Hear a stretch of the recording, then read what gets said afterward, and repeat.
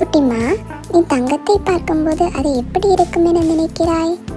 பிரகாசமான தங்கம், அதை பார்த்தால் அழகாக இருக்கும் இல்லையா?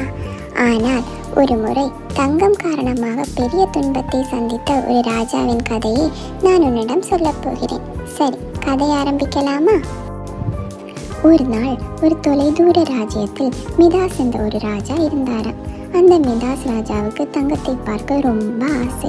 ஏற்கனவே அவருக்கு நிறைய தங்கம் இருந்தாலும் இன்னும் நிறைய வேண்டும் என்று ஆசைப்படுவாராம். அவருக்கு எப்போதும் தங்கம் பற்றிய எண்ணமே. தினமும் தங்கத்தை பார்த்து குதூகலப்படுவார். அப்படி ஆசையில் மூழ்கி இருந்தாராம் மிதாஸ். ஒரு நாள் ஒரு தேவதை மிதாஸ் ராஜா முன் தோன்றினாளாம். மிடாஸுக்கு சற்றே பயமும் சந்தோஷமும்.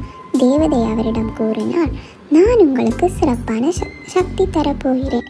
நீங்கள் எதை தொட்டாலும் அது தங்கமாக மாறிவிடும்.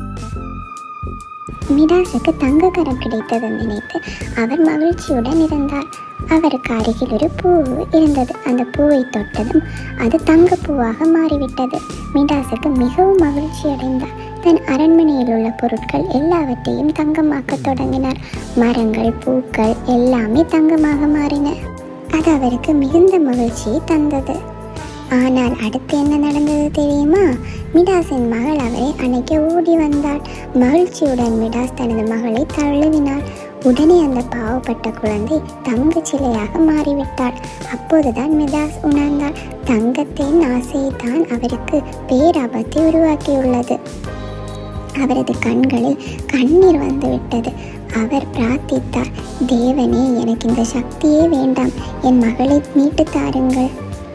தேவதை மிடாஸின் துயரத்தை உணர்ந்து அவரிடம் மீண்டும் தோன்றினாள். அவர் மிடாஸிடம் கூறினாள், உங்களுக்கு நான் கொடுத்த தங்கக்கர சக்தியை நீக்குகிறேன். உங்கள் மகளுக்கு மீண்டும் உயிருடன் இருப்பாள்.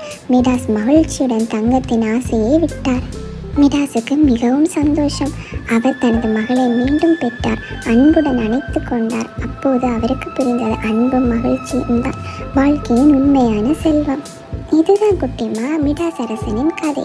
இந்த கதையிலிருந்து நாம் என்ன கற்றுக்கொள்ளலாம் தெரியுமா? எப்போதும் ஆசையில் வாழ்வதை விட அன்பில் வாழ்வதை நம்மை மகிழ்ச்சியாக வைத்து வாழ்வின் உண்மையான செல்வத்தை கொடுக்கும். சரி குட்டிமா, இனி அடுத்த கதையில் சந்திப்போம்.